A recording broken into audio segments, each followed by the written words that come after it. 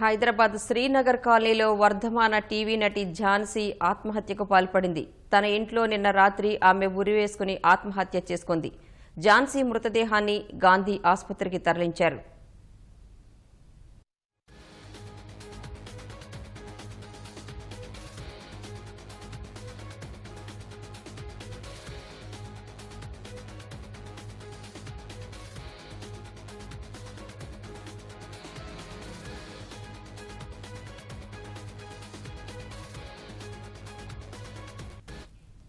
హైదరాబాద్ శ్రీనగర్ కాలనీలో వర్ధమాన టీవీ నటి ఝాన్సీ ఆత్మహత్యకు పాల్పడింది. తన ఇంట్లో రాత్రి ఆమె ఉరివేసుకుని ఆత్మహత్య చేసుకుంది.